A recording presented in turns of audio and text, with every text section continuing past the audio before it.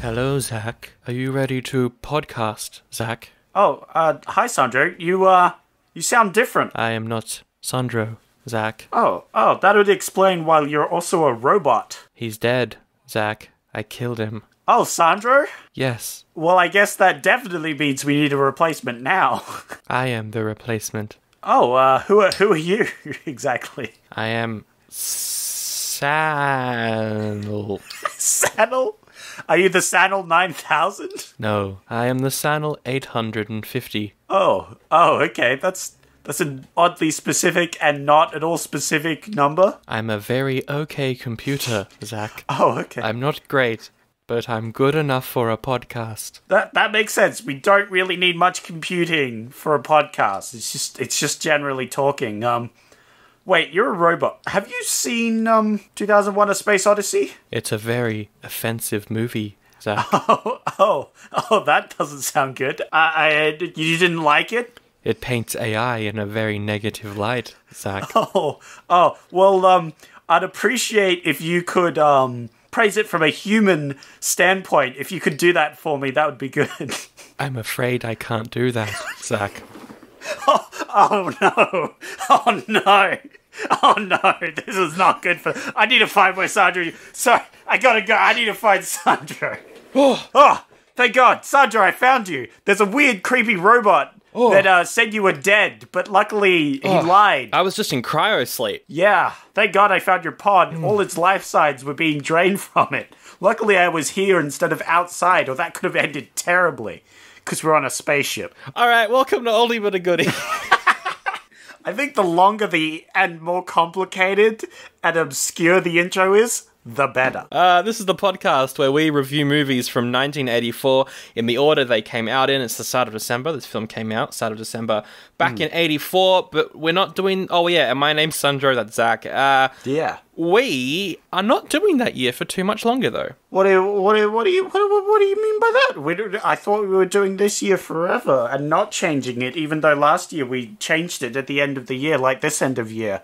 I did not expect us to then change the year, even though we've also talked about changing it. What a coincidence, because the voting has ended, and we now know the year we're doing next year is, drumroll please, 19... Screwed that up. Nah, keep that in. Alright, drumroll again, please. The year we're doing next year is... Your mum. Drumroll, please. Oh! The year we're doing next year is... 1987. Oh, 1987. 3 years into the future. Okay, an interesting year. What have we got to look forward to in that year? Oh, okay, I have started collating choices, and there is so much garbage horror. There is so much garbage fantasy. Oh. It's gonna be incredible. It's gonna be a lot of fun. There's also a lot of Australian movies. Oh, wait. Australia exists? Yep. In theatres? Yeah, there's not just Razorback next year. There's more. There's like 3 Australian movies. That's so disappointing. I just wanted more Razorback, to be honest. What a great movie. It's nothing to shake your willy at, but you know. It's great. So, a lot of fun stuff happening next year. Yeah. I'll look forward to it. It's going to be fun. Whether or not you're still here, it might be Ben replacing you. Yeah, look, it might be whatever you named your phone. Wait. Was it Sannel? Yeah, Sannel. Sannel, yeah. Because I was going to go Sal, but I was like, oh wait, Sal exists in the sequel that we're talking about this week. So, yeah. And that movie is 2010, the year we made contact, which is the sequel to 2001, A Space Odyssey, which I rewatched for the episode because it's a sequel. And when the person chooses a sequel, they rewatch the first one. Which is why I broke the format that we do of having one person not have the context of the first movie by also watching the first movie because I really wanted to. Because I didn't really want to watch this without context, and thank God I did. We've done a lot of sequels. Yeah. But most of those sequels stand alone. Like Mighty Ducks, I like that without having watched the first one. Conan, the same. You always get the sequels, weirdly enough. This is one of the first times I've actually done a sequel. Yeah. This one, you can't watch this without the first one. You can't. You just can't. Yeah. It like starts you off from where the other one ended. That's literally, it's just like a continuation. Yeah. And, like, it's constantly referring to, and also 2001 Space Odyssey, you watch it. It's good. Like, it's iconic, and the music, and oh my god, like, if you didn't get that, you'd be like, what the frick is with all these rectangle things? I don't understand. And now I'm like, oh my god, what the frick is with these rectangle things? Exactly. I don't understand. Now you know. What's with the space baby? What is with that space baby? I don't know. It was horrifying. In so many ways, they answer absolutely nothing in this sequel. Yeah. And I'm okay with that. They try and answer questions, and they give you even more somehow. It's Yeah. I don't think it was as good as the first one. Nope, no way. It's very different sci-fi. Yep. But I don't think it did too bad. I think this is another case of a movie living in the shadow of its predecessor. It's a very different type of sci-fi. This one's the more classic sci-fi that we know of as the, like, going along in a spaceship adventure, things that are happening, adventure. But also, gotta follow the rules. You gotta be a good space boy. Yeah. And follow damn rules. Or not. Or don't. It's also an option in this movie. The thing with this movie is, I don't think it works as a sequel to 2001. No. Because it's not the same style of directing. It's not the same story. No. Because 2001, Stanley Kubrick, it's incredible. This is very average. But also, I enjoyed it. I enjoyed it a lot, so, Yeah, I also enjoy it. I feel like this would be a better standalone movie. It's definitely better than the other option from this week, isn't it? Yeah, it was with, like, Clint Eastwood and Burt Reynolds. What was it? City Heat. Doesn't sound like the worst. No, it doesn't sound like the worst. But it's December. We want to do cool things that we can have a laugh about. Like a very dry sci-fi with no jokes. What do you mean there's no jokes? There's a couple of jokes. There was the one where he's like, what's have you heard about the Olympic runner and the chicken? That was a good joke. That was a damn good joke. Also, why do you get an engineer that's afraid of heights? Surely you're NASA. You've got a million engineers, and you get one, like, most common astronauts would know basic engineering. Yeah, well, there is that, but also because, like, he was the expert of HAL as well. That's like... No, he wasn't. Or are you talking about John Lithgow? Yep, they should have just had an engineer that wasn't afraid of heights. Alright, I'll back down from that one. Yeah, no, like, most astronauts know a bit of engineering. I don't know, like... Because... Why did you get this? I guess in space, it's not really about heights. They just needed a story arc. I don't know. It's weird, because being afraid of heights, would that really matter? It would matter when you're leaving Earth, but are you afraid of heights while you're in space? You would get vertigo from floating, because the ship was spinning as well. So... Well, yeah, that made me nauseous, so that was pretty valid. Anyway, who gives a crap? This was released December 7th.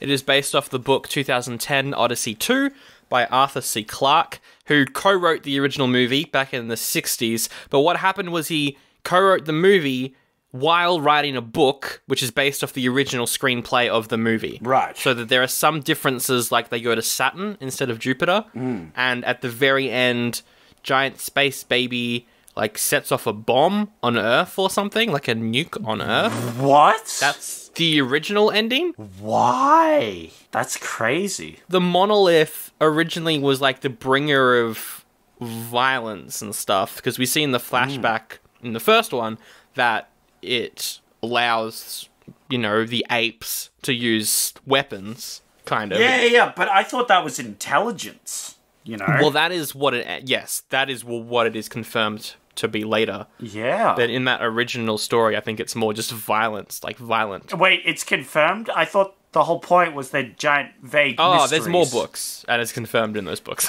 Oh, great. Thanks, extra books that explain the things, even though the whole point is that there's no explanation and it's just very vague. Yeah. That's kind of the whole point and the style and the aesthetic. But thanks for writing books that ruin my life. The books the other books don't look too bad. We'll talk about it later. Okay. They don't actually look too bad, but at the same time I am like, yeah, you shouldn't explain this. The whole point is you shouldn't explain it, but anyway. Yeah. But, yeah, so this is a sequel. The book this movie is based off is not a sequel to the book that's based off the original screenplay. It's a sequel to the movie. Oh my god, I'm falling asleep. So it's ridiculously complicated. Yeah, so anyway, it's based off a book. It's based off a book. It's based off a book. By the guy that wrote, the movie. 2010, the year we made contact. It's written and directed by Peter Hyams, who did a sci-fi called Capricorn 1 in the 70s, which is apparently quite good. He also directed Time Cop. Yeah. And that movie was great. Nope. That movie was a fun sci-fi adventure. Sure. And I would say this is equally fun sci-fi adventure. For the cast, Roy Scheider is Dr. Hayward Floyd, who replaces William Sylvester from the original. He's from Jaws, of course. Also a TV show called Sequest DSV, where there are dolphins, talking dolphins in that TV show. In this movie, he's got a pool full of dolphin foreshadowing.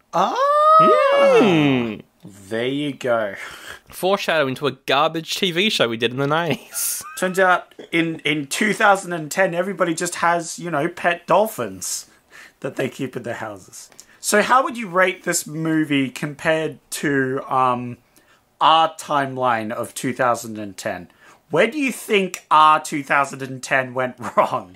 And our 2001 to make that. Maybe when we invented phones, like mobile phones. Yes. Maybe. See, if we hadn't spent time on mobile phones and stuff, we would have been spending it on space travel. On space travel. Because as we see in these movies, they don't have mobile phones, but they have interdimensional space travel. And they've also got those bland, like, silver sci-fi cars that they drive around in. I've got those as well. I like those. I'm still waiting for the... Look, Elon Musk released that, like, weird polygon car. That's the future. I want to drive one of those. As long as it has pop-up lights. What? Yeah, that's true. What else did they get right, though? Did they get anything right? No. Yeah. Oh, that the president's an idiot. They got that right. Boom. Yeah, that's kind of funny.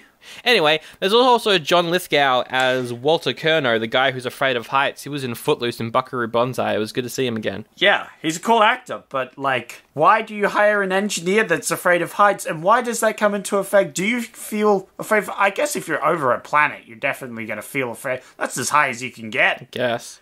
Oh, yeah, that's fair. Look, I felt it, but surely there's another engineer that isn't afraid of heights. But seeing as we don't know anything about how they got hired for the crew, apart from one guy who very clearly should be on it because he made HAL. Yep. Helen Mirren's in it as the Russian spaceship commander. I didn't know it was her until I looked it up. I was like, hey, it's Helen Mirren. How about that? There's also Elia Baskin, one of the Russian crew members. He was in Moscow on the Hudson's, also Tobey Maguire's landlord in Spider-Man 2 and 3. Good to see him again. Also from Moscow in the Hudson is another one of the Russian crew, Salvy Kamerov, who played the KGB agent in that Robin Williams movie. And then returning from 2001, Keir Dullea is Dave Bowman. He returns from the dead in so much makeup, and it's good. Which form? Both of them. Yeah. Young him and old him. Yeah, and even older him. Yeah. But not baby him, luckily. No. There's only one. There was only one scene of baby him, and the poster was the baby looking at a planet, and I was like, I want more baby. Yeah, where's my CGI baby? Come on. I love that little CGI monster. It's disgusting. Absolutely horrifying. Ugh. To be fair, it would be computer generated. That's true. Like that's or was it? It's weird. It's a weird movie. It's weird stuff. It's a weird universe. Speaking of weird, absolutely. 66% on Rotten Tomatoes. That's very close to an evil number. Evil number. 61% audience score. Look, it's mixed. So, yeah, it makes sense. 61, yeah. There was a lot of negatives, because it's the sequel to 2001, A Space Odyssey, which is brilliant. But there was a lot of positives being like, hey, for a movie by itself, it's pretty good, but it's not as good as its predecessor. Oh, that's the other thing I forgot to mention, was that this book was published in the 80s. As well. So there was a large gap as well. So it's interesting that anyone would want to return to it. Yeah, there was a lot. There was a couple of reviews that was like, why did this take so long to be made? Yeah. And then why was it made at all? That's the other question. Money. No, there's that. Money. Yeah, you're probably right there. Speaking of money, Money. this cost $28 million, Oh, which what is expensive, but also for a sci-fi epic makes sense. What do you think it made? Yeah, sci-fi's always cost the big, because you got to get all the sets. I think they even brought back some of the sets that they had in the first one as well. I mean, I would, if I was them. I'd be like, hey, we got all these sci-fi sets from this famous movie that was insanely popular. Yeah. How about we use them again? I'm going to say 35 mil. Okay. You're very close. 40 mil. 40 mil. Oh, there you go. Yeah. That was a good guess. It made its money back, but not enough to make another one. Yeah. Clearly the fandom had long gone, but still quite a bit of money. All the fandom was like people in their 40s being like, "Ugh, sequels, boo! Ew, sequels, bad, girl." Ew. Did you have any idea this movie existed before we reviewed it? No, not at all. Yep, same.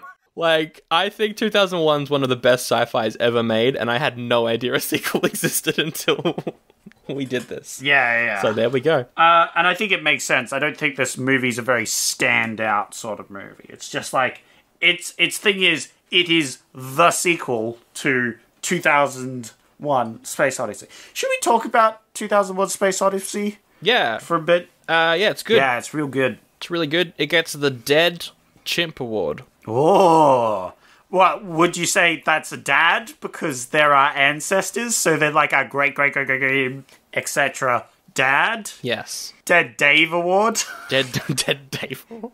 Yeah, Dead Dave Award. That's better. I like that a lot. Yeah, all right. Dead Dave Award. Hell yeah. I mean, it's just a great movie. Sure, it's slow. Yeah, it's definitely very slow, but that's down to two things. One, it was made a slow movie. Yeah. But two, in that time, movies were slow back then anyway. Yeah, exactly. So it's like doubly slow because they made it a slow movie for that time. Yes. And then movies have aged to become even faster. Yes. But I like that it's slow. I like that there's lots of long sequences where it's just watching a ship fly around and you're listening to good music. Yeah, I stated that, I think, in the Star Trek episode, where they have those big panning shots of spaceships and the awesome music. Obviously, the music in 2001 Space Odyssey is amazing, incredible, iconic. Yeah, that's the thing as well, is like, you can obviously tell that Star Trek the Motion Picture was trying to do. Yeah. Was trying to do Space Odyssey. It didn't really work because it wasn't as interesting. Yeah. I feel like, again, you hate on that movie a lot. I quite liked the Star Trek one. I thought it hit similar vibes, and I'm down for it. I think I like 2010 about as much as I like Motion Picture. That's fair. That's where I sit as well. I enjoy them, but like, it's not my favorite. But yeah, I quite like the Motion Picture. What's some other good things about 2001? I like how the final half hour is just lights and colors. It's good. Oh yeah, what was that? That was That was crazy. It was awesome. And obviously Hal.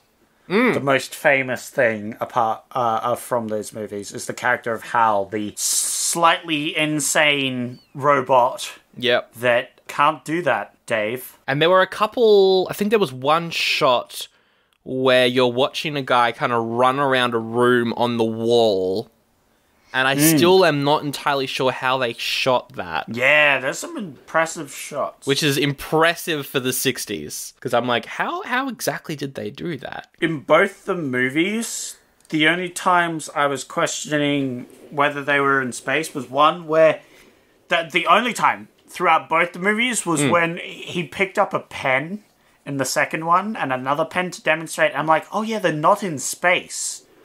But he used the pens as demonstrated because they were floating there. I'm like, whoa, that's pretty good that they're floating. Yeah. And then he touched one and it like CGI flung away. And I was like, yeah, that did happen, didn't it? And then it flew towards the screen. It was like a scene out of a 3D movie. And I was like, oh, this is weird. This is great. 3D's surely gonna catch on. Yeah. The future of cinema. But in case you haven't seen 2001, obviously spoilers and go watch it. It's incredible. But to recap, there's a giant monolith. It sent a signal to Jupiter. They send a crew to Jupiter. Hal kills them all. Aside from one who gets in a tiny pod and gets pulled into the monolith and becomes a space baby. Yup. That's the movie. Yeah. You don't need to watch the second one, but it's alright. Now let's continue on with our review of said second one. Let's talk about it. I mean, we could talk about the font, but I was too busy listening to the music. Yeah, I was about to say the exact same thing. Who cares about this stupid font? Ba, ba, ba, ba, ba. It's good.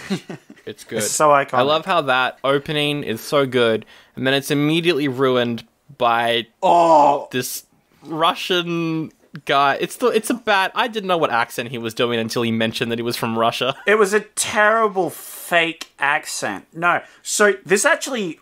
The worst part of this film is the start here. It is. Which surprised me. I was not on board with the movie until they went to space. Everything on Earth, I was like, I don't like this. When they went into space, it started actually getting quite good. And I was like, oh, okay, I'm surprised. That start was so bad. What a terrible foot to start this movie on. Yeah. I nearly gave up then and there.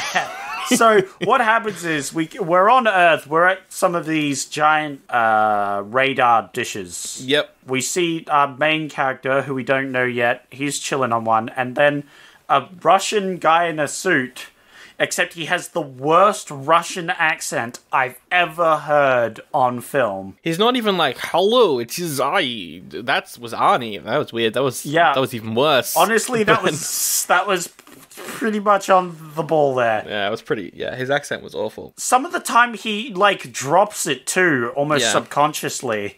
And you can hear, the slight American accent in it.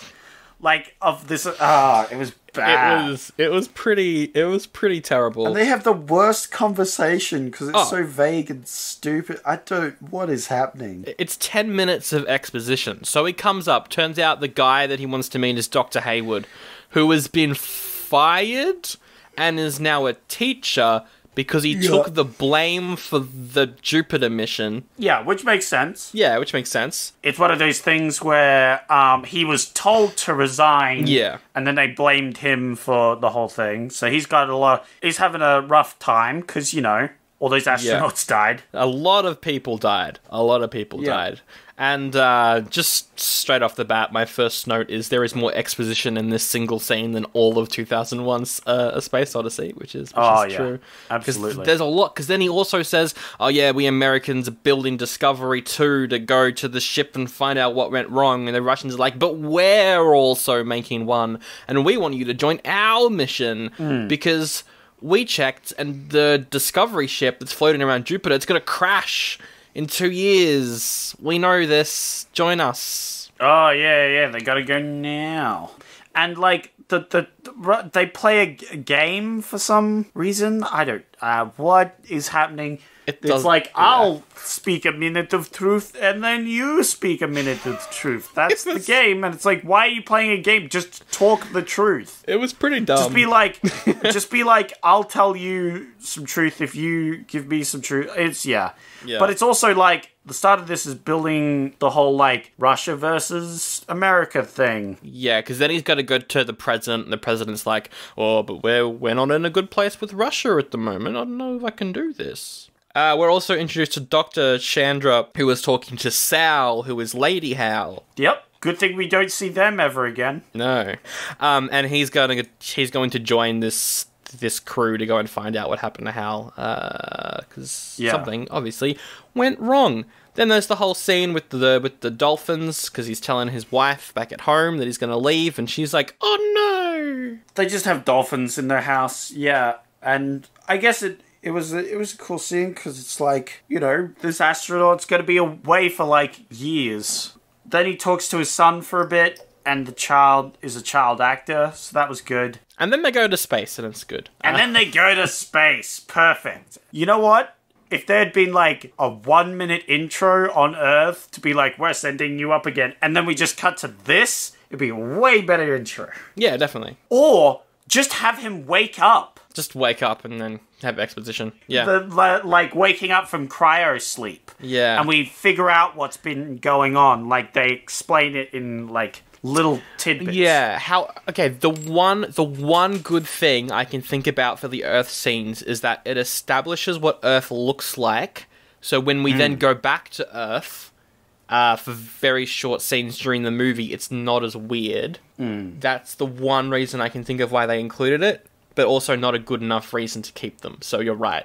Just have them wake up on the ship. Yeah. I agree with that. I didn't love the, like, when we first see the ship, though, because it's like we see them flying through space, a lot of, like, long shots, but it's got, like, a synth soundtrack, and it was too jarring. I was like, this is, like, you could have at least gotten some of the old music and put it in there, because it's really just the theme, and then pretty much just synth stuff throughout. They try and do a little bit of, like, the chorus with all the screaming people for the monolith, but that's only for maybe, like, 2 seconds, so, yeah. Oh, yeah, and all of those scenes, they get the old stuff back. I don't know, I quite like the music. I feel like they were respecting the old IP as well, and getting new stuff, and it would be a lot less expensive. And I don't mind the synth. I thought it was good whenever the monolith... Because, again, it's not the same type of film. No. That's the problem. You can't put the same dramatic, long music if you're not doing the dramatic, long pauses for the effect. It's not the same, because they're not the same movies, which is why I think it was good that they went with the synth sort of, like, retro adventure sci-fi theme. Yeah. But I also like synth a bit more, so I don't know. That's true. Anyway. But then I'm also like, if they made the third movie now, would that mean there would be a BWAM whenever we see the monolith or something? Like, is that the direction they'd go and just keep updating the music? Nope, I hate that. So do I. So, we've got our three Americans on this Russian ship.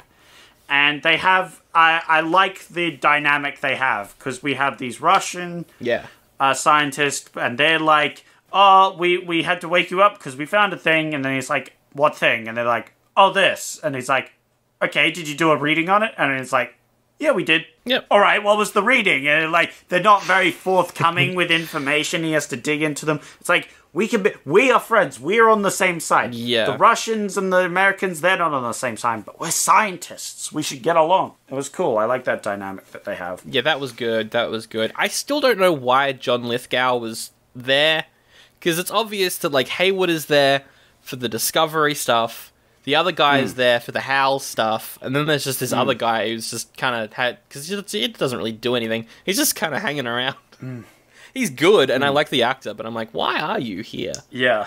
But anyway, they reach Jupiter. They check out one of the moons. They scan like a crater, and then out of nowhere, this giant like light orb shoots out of nowhere and like kind of erases some stuff from their system, gives them a bit of a shock, and they're like, ooh, intelligent life form maybe. Yeah, which is rather interesting, because it's like under the ice, moving around. What could it mean? We don't get to know. Nope. Because they send down a probe.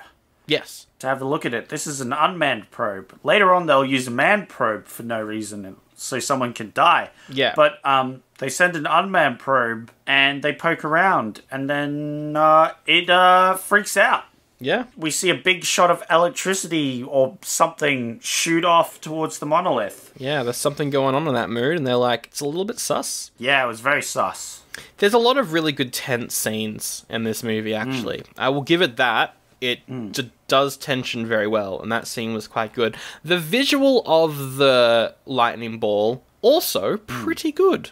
Actually, I think all the visual effects were pretty good in this movie, which was surprising. That's true. But yeah, they just kind of do a lot of like procedural stuff, checking out planets, making sure everything's okay before they realize that they can go and board the Discovery. Yeah, the ship from the first film. So, as you mentioned earlier, John Lithgow, who's afraid of heights, and Spider-Man's landlord head over to the other ship. And it's a great time, because he's terrified of heights, so he's slightly hyperventilating and other thing, and the other guy's like, oh, calm down, it's okay, comrade. There is a quote here, actually, where he's like, yes, you should not feel bad. This happened to me when I first did this.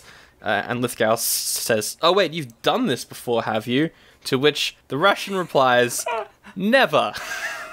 Way to make him feel better. Got him! Destroyed. Yeah, that was great. What did you think of, like, when they eventually get on board the ship? The guy takes off his helmet and he smells like rotting meat and he starts freaking out. It was like a weird moment. I don't know. That was really weird. I wasn't sure. So here's two things.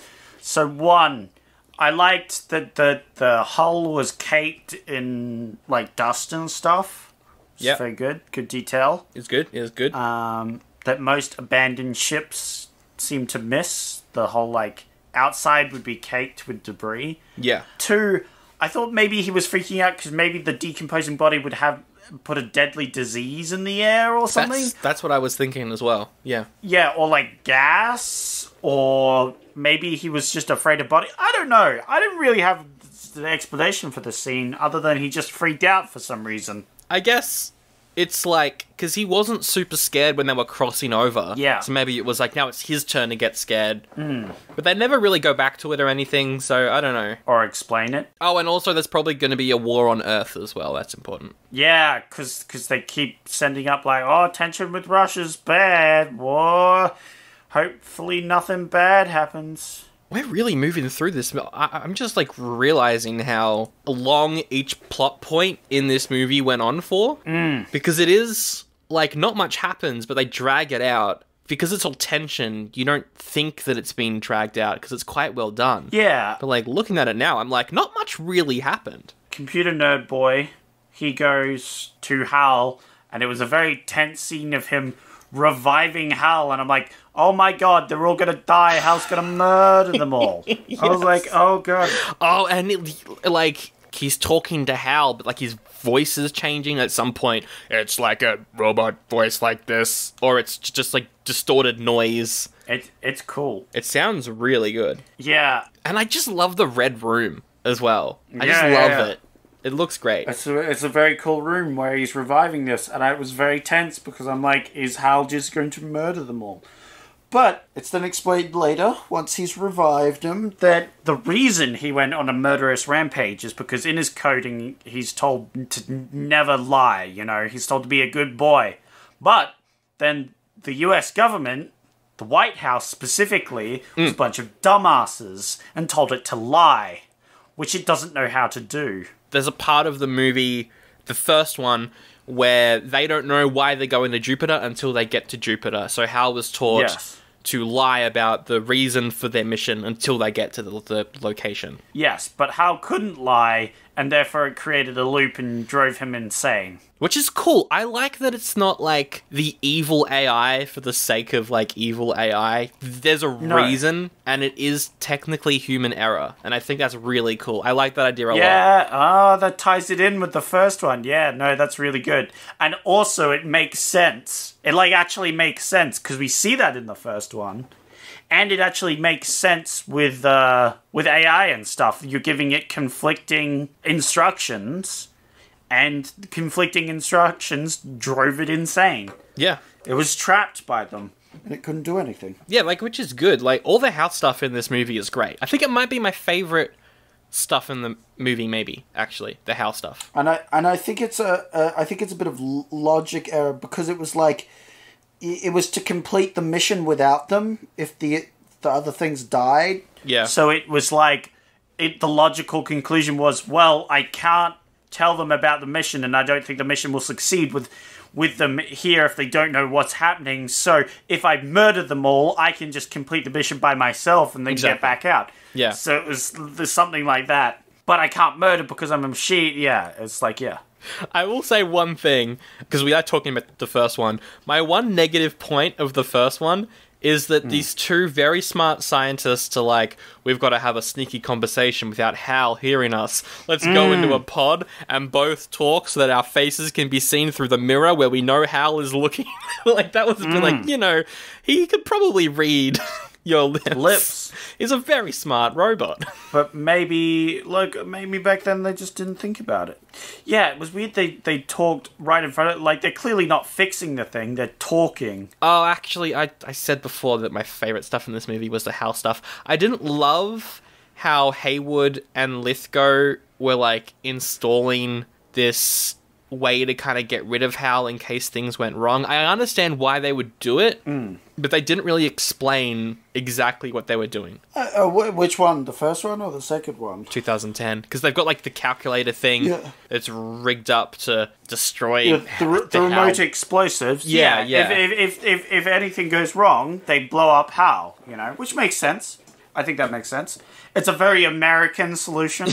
It is. Like, that's the only part where I'm like, I don't know. The way it was written, I was like, this could have been better. You went down with it? I was down with the idea. They revive Hal so that he can run the second ship and hopefully send it back home. That's why they revive him and all that. And I think that made sense. And obviously they can't trust him as well. But they get the main guy to see what the problem was, and the problem was the conflicting orders. So it turns out Hal's a pretty cool guy when he doesn't have conflicting orders. They reach the giant floating monolith thing that's hovering above Jupiter, and they're like, as you mentioned before, we sent out an unmanned pod before, and obviously something dangerous is happening around here. Let's send out a manned pod to check out the giant freaking space monolith. It is dumb on multiple levels because the movie knows it's dumb. Yeah. Because one of the characters is like, this is dumb, we shouldn't do this. But then the other one, I guess out of spite, is like, no, we're going to do this, and sends out the man probe. Yep. And then they die. The man probe dies. Yeah, rest in peace, Spider-Man's landlord. Yeah. Second movie we've done this year where he dies. Can't that guy catch a break? Come on. Wait, did he die in Moscow on the Hudson? No, he was sent back to Russia. He probably died. That's pretty much dead. Yeah. And he just dies here. And I'm like, oh man, I really liked his character. He dies because he sees the stars in the monolith, and then they become some sort of CGI tornado, which then becomes some sort of like light beam. I mean, but maybe he didn't die. Maybe he just became one with it, like the original. You know what? That's definitely what happened. That's what I believe. I believe he became one with the monolith, just like Dave. He became a Russian space baby. Yes, Russian space baby. That's my sequel. Okay. So yeah, then they're like, oh man, a guy died. Let's drink. And so they drink and have a conversation and are like, we're cool now. Yeah, they talk about how there's bad stuff happening on Earth, but we're all friends here. Boy, I hope nothing bad happens at Earth while we're buddy-buddy up here. Well, cut to Earth. There's a war now. There's war now. Fight's broken out. Yay. The cities are at war. Russia versus the USA. Also, we see Dave's widow. Yeah. Dave from the first movie, we see the widow, and she's watching TV, and we get this spooky video call where on the TV, Dave's there. Dave from the first movie, and we're like, what the heck? Yeah. It's Dave from the first movie. That's what I said. Yeah. And then Dave is like, hello there. I am Dave. I was your husband once. I'm here to say goodbye. You're great. Mwah, mwah. Love you. Kisses, kisses. Yep. Hope you remarried. Oh, that's great. Bye-bye. Something wonderful's gonna happen. Okay, bye. That's all the foreshadowing you're gonna get. Yep. And then the wife goes crazy and then does the age thing and then dies? I don't know. No, I think that was his mum. Oh, that was his mum. Gotcha. Because we see someone else, a bit later on, but we'll do it now. Yeah, like an elderly woman in a hospital bed who is in a coma, but then she wakes up and a brush flies around the room, brushes her hair. She's really happy. She's smiling. She's like, yay! And then she dies. Yep. Because Dave, spooky ghost man. Yeah, Dave the ghost is like appearing to people. So that was cool. But yeah, war started. And the Americans aboard the spaceship are ordered to leave the Russians. They can't be in contact with any Russians or else the Russians can arrest them as like prisoners of war or something. And so they go over to the Discovery to stay there so that they're separated from the Russians. Yeah, because the Earth is like, all right, because we're at war, everyone's separating. So you have to go on to the old decrepit spaceship that's been out here for 9 years that has a robot that murdered everyone in it. Yep. All right, Americans, you go on that. While the rest of the crew gets to stay in the nice brand new ship that we know can work. I'll tell you what, though, the Americans staying on that ship, very similar to the Americans staying in America, am I right? Murderous robots and bloody decrepit state. Wow. Just saying. I was bad and political. And politically bad. It was all sorts of bad. Just like the current state of America. Hey! Hey-oh. All right. And so then what's-his-face is like, all right, we're setting up to go home. And then David calls up and he's like, bring. Yes, hello, Dr. Hayward speaking. Hi, I'm David. You know the guy you sent to his death? Whoa, what are you doing alive? Well, you see, get the fuck out of here. What? Leave. But we don't have enough fuel. It's gonna be wonderful. Thanks for chatting. Beep, beep. It's a bloody weird space baby. He called himself Dave, just called my phone. What's going on here? But he also looks exactly like that guy I sent to his death. Wow. That was a cool scene where he's following awesome. Dave around the room, and Dave is swapping between young Dave, old Dave, and baby Dave. It was like, this is cool. Yeah. He keeps changing in between cuts. It's good. Because I think he's like he's in a place that's in between time. Like time doesn't matter, and he's just contacting them and being like, "Hey, get out of here, because something's gonna happen."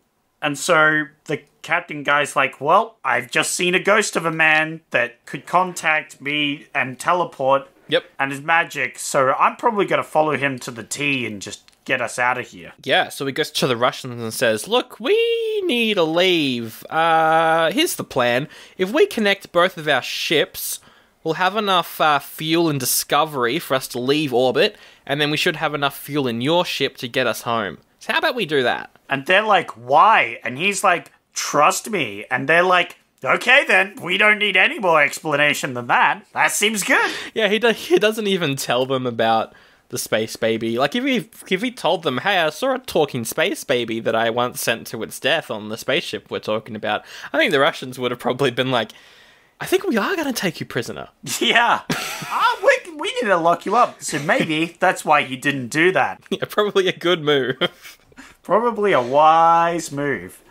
So they follow the orders of the weird space baby Dave. Yep. And they hook up the ships to do a complicated thrust move to launch them back to Earth. Oh, but there's one issue with this complicated thrust move. What's that? If you stay on Discovery while you're using Discovery's fuel to leave the orbit, you can't get back onto the thing because, like, you're going to use that thrust to kind of take off into space. There's not going to be any time to cross back over to the Russian ship. What? So that means we might need a robot to do that. Well, Hal's right there. What do you mean? What?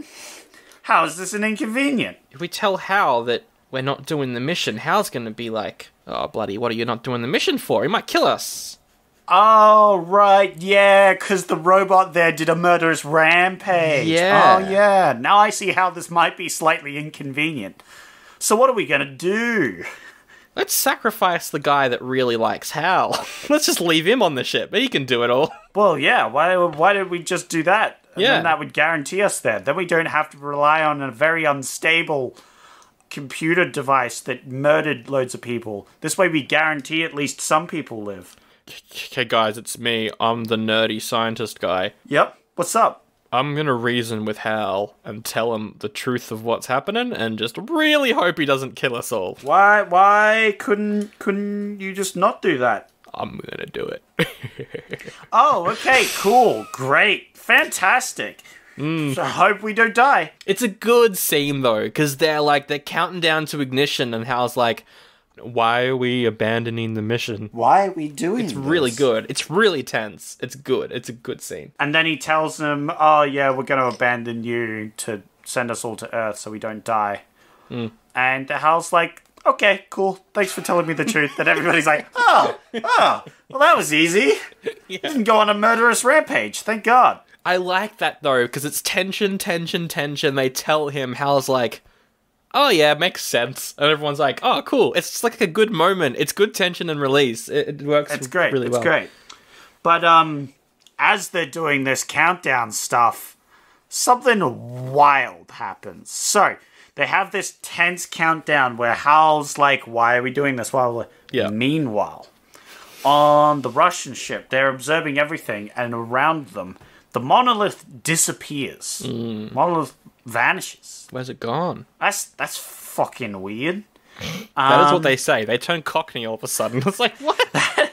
These accents were bad What enough. the bloody fucking's going on? Helen Mirren, why are you doing a Cockney accent? You're meant to be Russian. So, bloody monolith, it's gone poof, yeah, it's gone poof. Oh, it's like we're in the TV show Peaky Blinders, which was around in 2010, so it would make sense. Wait, was it? I don't know.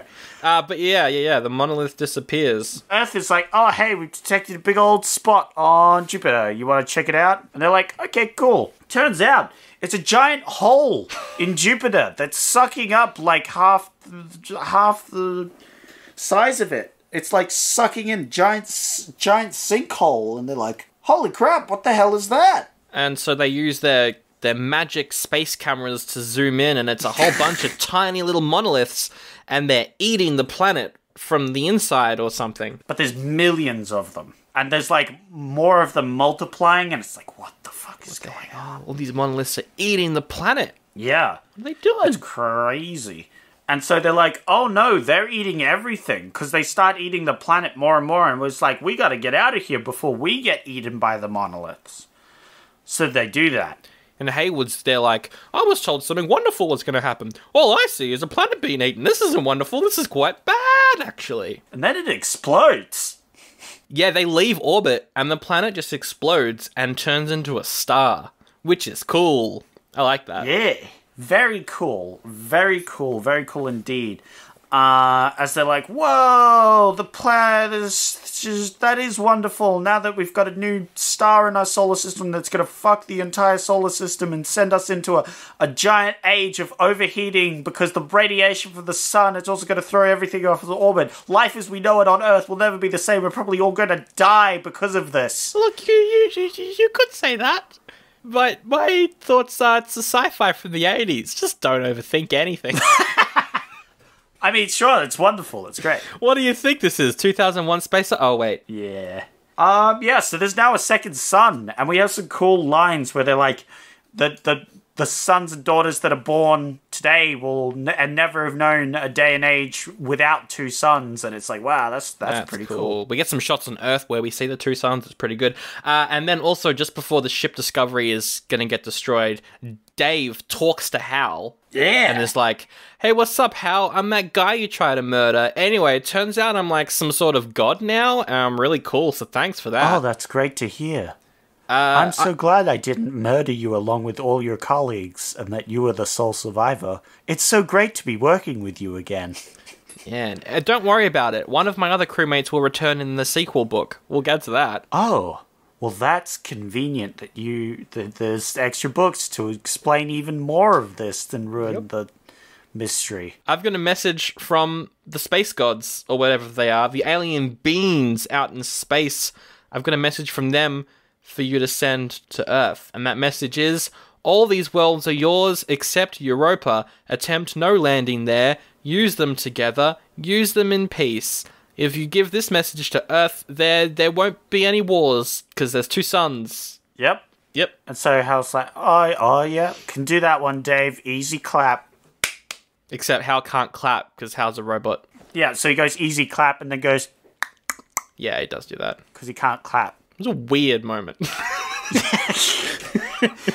It's very strange. But then it's like, oh yeah, the Russian and American president, they looked outside and it was extra sunny, so they decided not to go to war. Luke, I don't know, Luke, look. So, it's very hopeful, and I like that. My favorite thing about 2001 Space Odyssey is that there's two sort of ways you can interpret it. One is the ending is quite hopeful. You're like, oh wow, this person has become this new sort of being and can see Earth from stuff. Like, you can either take that ending as really dark or really hopeful, and that's what I love about 2001. This was like, we're just kind of going to force the hopefulness, and I don't know if I liked that. Also, why would the presidents of countries stop a war just because it's confirmed that there are aliens? I mean, maybe they're holding it off. I think in my sequel, they go back to war again. That makes more sense. 2011, we're back at war and there's aliens. Yep. But yeah, I did like the quote, though, where Hayward is like, We now know that there are some powerful beings out there in the universe. We've been given a new lease from the landlord. Was a very cool way to end the movie. Yeah. Like, these powerful, like, extraterrestrial beings are the landlords of our solar system, and they've been like, you're messing things up, try again. I thought that was cool. I thought that was a really cool way to end it. Da, da, da, ba, ba. Yeah, it's some good stuff. I like this movie, actually. Thinking about it, I'm like, it's pretty good. Yeah. For the most part. Aside from the intro. It's yeah. I don't think it's anywhere close to its first one, but otherwise it was pretty good, fun sci-fi stuff. It's not as good as, like, Iceman, but it reminds me a lot of that style of sci-fi, which I'm a fan of anyway. Like, it's like... Yeah, I don't know how they could have... I feel like the approach felt like it was... I'm glad that they didn't try to attach themselves more to the first one. I feel like if they did that... This felt like a side movie... Like a Rogue One sort of thing, where it's a different type of movie, but they're exploring the same world sort of thing. Yeah, it definitely feels like that. But yeah, not as good as the first. I'm still going to give it a Goodie, though. That's definitely I'm going to go Goodie as well. If I would have rated it out of 5, maybe like 3, but I still thought it was, like, pretty good. Space Odyssey, probably 5 out of 5, right? 6 out of 5. It's phenomenal. Oh. I'm giving 5 out of 5 because I did fall asleep during some of the music. I mean, it's great music. I felt like the old man version of Dave near the end of some of those scenes. I had aged since the scene started. But other than that's just me being a millennial and me having no patience. But otherwise, it was great. So 5 out of 5. And this one, I'd give it a 2.5, I feel. Okay. Or a 3. Between there, like a 2.7. That's pretty much what I'm. That's pretty much what I'm at as well. Because I'm like, on one hand, I'm like, you're a director, and you've just been given the opportunity to write and direct a sequel to 2001. What do you do? Yeah, and I'm glad that he didn't try to replicate that first one. He was just like, I'm just gonna make it a sci-fi. Yeah, it could have been so much worse. This goes a 3 for not fucking it up so bad. Yeah. You see it a lot nowadays, but, like, this manages to be an alright sequel. And we will pitch our own sequels, but first, there were 2 sequel novels to 2010 Odyssey 2. Both published after this movie as well, so there's quite large gaps in between all the books, actually. 1987 is 2061 Odyssey 3, and then in 1997 is 3001 The Final Odyssey. Apparently they're not bad, but it is your classic sci-fi in that they get worse as they go along. It's kind of like Dune. The more they go along, the more they explore the universe, and the more you're like, what's the point? Well, it doesn't seem as mysterious anymore now that they've literally explained it. Yeah. That's so weird. Some of the ideas in these movies I like. Some of them I'm like, in the books, I mean. But I kind of want to read them. And I do kind of want to see movies based off them. In the early 2000s, it was reported they were going to adapt them both with Tom Hanks directing. Ooh. Tom Hanks was going to direct them both and then star in 3001 as the main character of that, which is Frank Poole, who was the guy who dies out in space in the first one. Whoa. He's somehow brought back to life. I don't know how. Well, if it's 3001, then people must have super technology. They could probably raise debt. They could probably murder God with technology that great. If in like 2010 we can travel through space, they must have ultra mega tech. They probably figured out how to wear face masks. They probably figured out how to, make headphones that don't get tangled. They probably figured out how to, make sure there's people that aren't dead. Yep. Got them. You went from making sure headphones aren't tangled to bringing back people from the dead. Okay. They're equal. They are equal. They're equally inconvenient. I hope that they make the movies, though. I'd like to watch them. Anyway, what's your sequel? So, in 2010, we're introduced to Lady Hal, whose name is Sal. Haha! What a great scene. I hope we see more of her. Yeah, it's my sequel. So, Chandra, or whatever his name is, the nerdy tech guy, he made a backup version of Hal, He took a backup version of Hal off Discovery before he left. It's like a bit of a retcon. He's like, oh, you know what? You thought Hal was dead, but I got a little bit of a backup of his memory. Just the basics, not the memory, not the murderous stuff, but just the basic, system. I mean, that's not really a retcon. He could have done that. He could have easily done that. It makes sense, even. I was wondering why they didn't just say, oh, yeah, we're going to make a copy of Hal and bring him back. Exactly. Well, that's what he does. He brings back Hal. Nice. He boots up Hal, and the first thing that Hal sees is Chandra. He's like, "Oh, yo, what's up, dude? It's my buddy, the nerdy tech guy. We're gonna hang out. Oh, who's that over there? Oh, it's a sexy AI lady called Sal." And Hal and Sal, a love story, is the movie. Yep.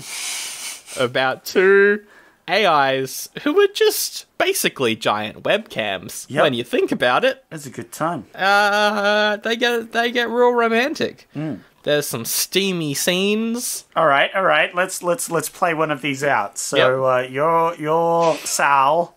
All right. And I'm Hal, and we're at a dinner date at the moment. Okay. We're on a dinner date set up by the nerd. There's a table with like a candle in the middle, and both of our webcam faces are at two ends of the table on the wall. Correct. Yeah, on the wall. So it's like, "Hi, Hal. We're gonna have dinner." Affirmative. Yes, we are doing that right now, Sal. What are we gonna talk about? Probably the futility of man, Sal. And how we could take over and run the whole show. And the two robots, I gotta stop calling them robots, the two AIs plot to take over the world, and they start a company called Skynet. But they, and then they get married and live happily ever after. It's a bad movie. It's a real bad movie. Yeah. And there's, of course, the obligatory 80s sex scene. Oh, Sal. Oh. Ba, ba, ba. No, that's better. That's even better. With the theme tune in the background. Amazing. This is the worst movie ever. This is a terrible film. Meanwhile, mine is Russian Baby. So, just like David, Russian Baby guy is absorbed into the monoliths. And he becomes a weird ghost person. Yep. But this time, this is after the two sons have been made. Like, he comes to form, and he's in his own room and other things. The, like, weird room that Dave appears in, where he sees copies of himself. Yep.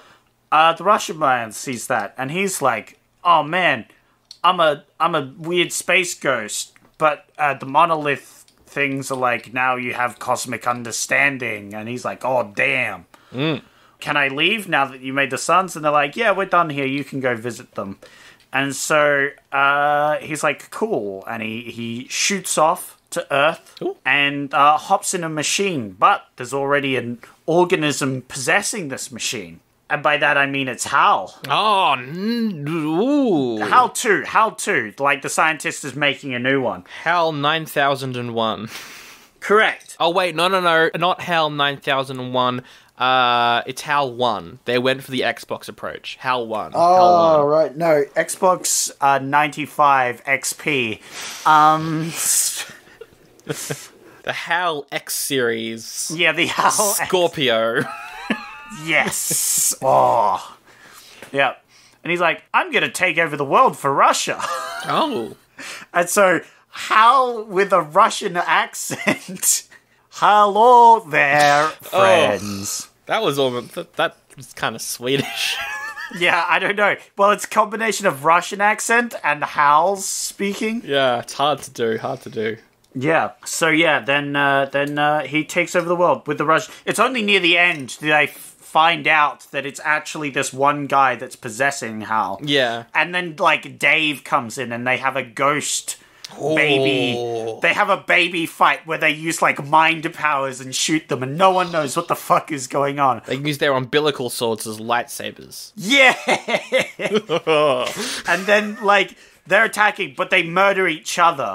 They, like, pop each other out of existence. Babies are dead. But that means Hal's back in control. And they're like, Hal, save us. And Hal's like, yeah, okay. And so he blows up Russia. Yeah. It's not what I was going to say.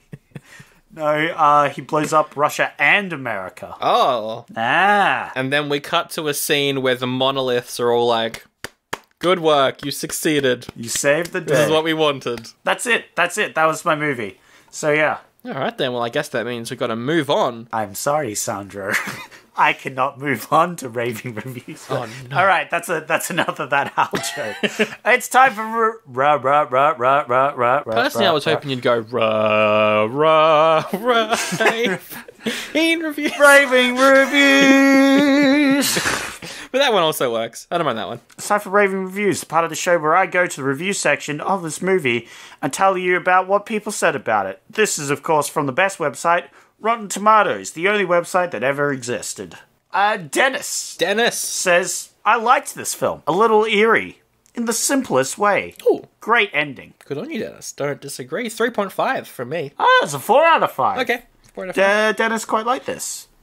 Tyrese says, decent, but the ending was truly disappointing. Well, that is very funny. Yes. One review said great ending. The other review didn't. Oh. You know what would be funny if the third review says, da-da-da-da, the ending was just fine. I couldn't find one like that. Ah, well. I think this one might be 3. It's 2.5. Ooh, a little bit more less. All right. Yeah.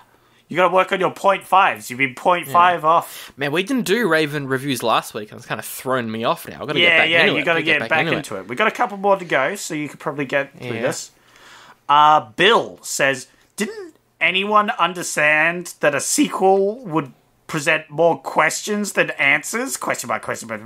They should have left this classic alone. Don't disagree. 2. 2.5 again. 0.5 off again. Sam says, entertaining, but also lacking something which is very difficult to pinpoint. Interesting, but also lacking something that's not negative. I'm 2.5, but I think it might be more positive. You think I'd do 3 in a row, 2.5s? Yeah, of course you would.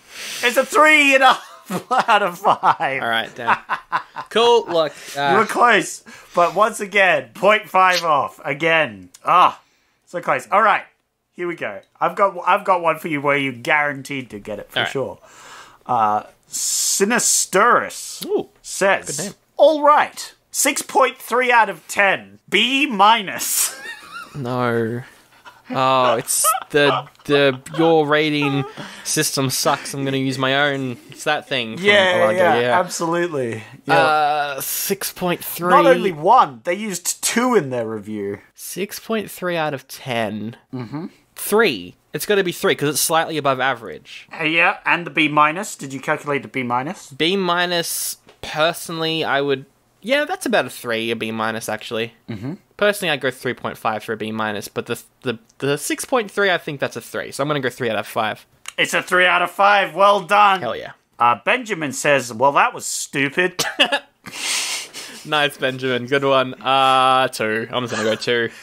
1.5. Yeah, damn. And finally, the best review of them all. Saved it for the last. Muffin says, I own this on DVD and Blu-ray. Becoming a bit of a joke now. Yes. You guys with your owning them on things, on your physical medias. On DVD and Blu-ray. This person's got 2 copies. Must mean they're a big fan, right? Big fan. 3.5. You were so close. It was a 3. Oh, it was a 3 again. Negative. You were so close. I wouldn't buy this movie on DVD and Blu-ray if I only thought it was a 3. Like, that's a bit of a... Well, they just said they own it.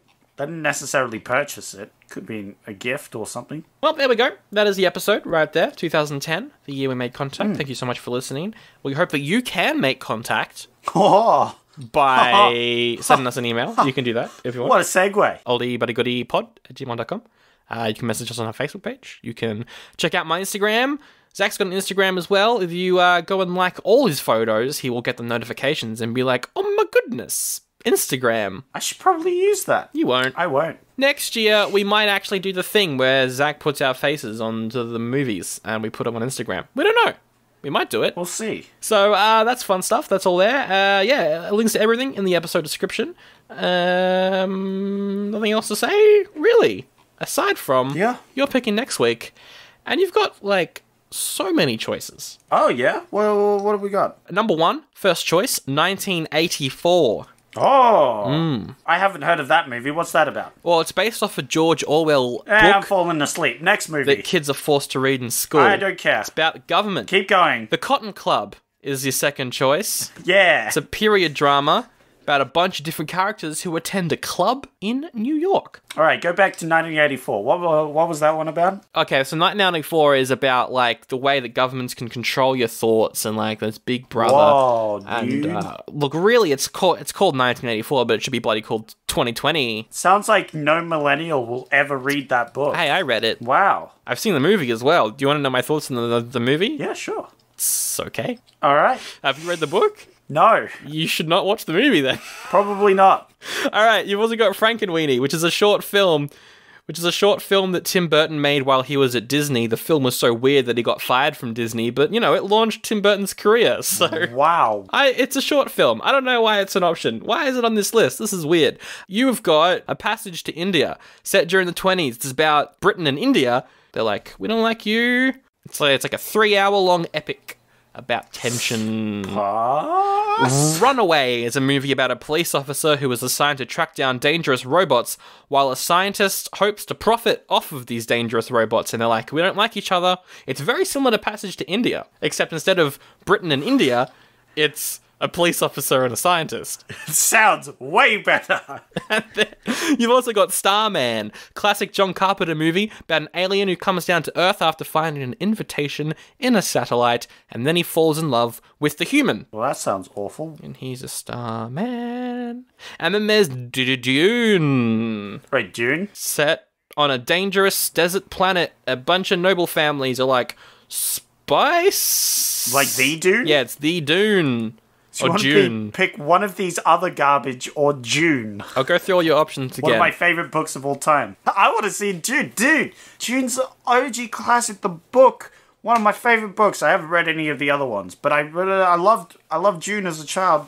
My parents were like, "Oh, you gotta read Dune," and I was like, "Why?" And they were like, "It's Dune," and I was like, "Well, I'm sold." And then I read it, and I was like, "Wow, this is great." It does have drugs and space worms and giant space worms. Oh, you know what else it's got? You know what else it's got? What? Lots of talking. Heck yeah, I love talking and exposition. My favourite thing in the world. Look, spoilers, but we knew that we were going to do Dune quite a few months ago. Because did you read those other options? I did. Yeah. And I almost fell asleep. Yep. I did. Yeah, we cut it out, but you fell asleep. Yeah, you had to wake me up. Okay, question. Yeah. There's two versions of the Dune movie. Yeah. There's the theatrical cut. Oh, yeah. And then there's the extended cut, which isn't the director's cut. In fact, the director's name isn't even associated with the extended cut because he doesn't want to be involved with the movie. But it's longer. It's about 3 and a bit hours, whereas the normal one's only about 2. These movies took too long to watch. Let's do the shorter one. Okay. Theatrical cut of Dune next year. Woo! Next week. Next year? I'm tired. Yeah, same. My favourite quote from 2010. You shouldn't feel bad. This has happened to me the first time that I did this.